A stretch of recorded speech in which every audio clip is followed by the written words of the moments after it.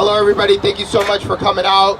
People behind me is a representation of the current need in our state to come together under a real bill that was formed in the 1970s called the Law Enforcement Officers Bill of Rights, also known as LEOBOR. It is something that our neighboring states in New England does not have. And what it does is it prevents officers from being held accountable.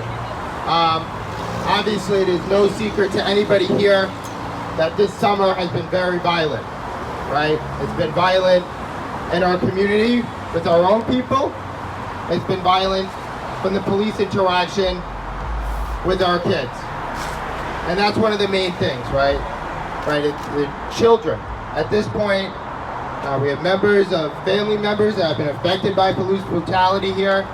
And what's going on now in Providence is we're seeing our youth being pepper sprayed. We're seeing our youth being punched and spit on. And, this issue of police accountability is something that, we've been talking about for over a year. We've been talking about all our lives. And this isn't anything new to us, right? Raise your hand if you have a job. Anybody raise your hand if you have a job?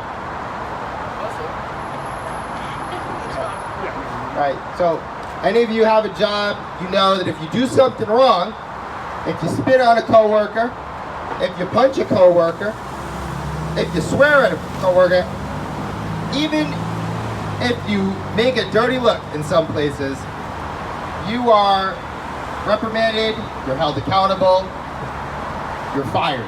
You lose your job, you lose your income, you lose your health insurance. Why is it that in a state in which has praised their progressive thinking and trying to move forward as a state and coming out of this George Floyd protest that happened last summer, that there hasn't been any attempts to pass an accountability act for the police officers? If George Floyd happened right here and he was killed on that street, the most this Providence police station chief could do is hold that person suspended for 2 days. Not an immediate firing, but 2 days paid suspension. What type of world do we want to live in? To where people can get away with things like this without accountability. I'm starting to think that all of these issues will be divided by the media, and I already see it, right?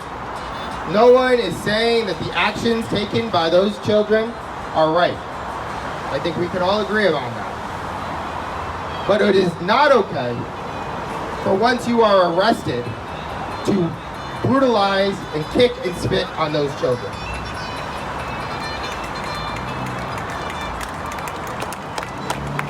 So our ask isn't a race ask, it isn't a class act, this is a Rhode Island issue. This is not a Massachusetts issue, this is not a Connecticut issue, this is a Rhode Island issue.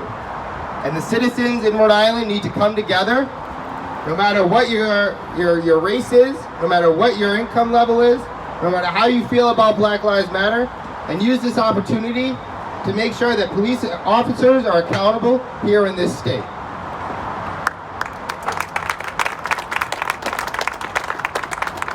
So that's why we're here.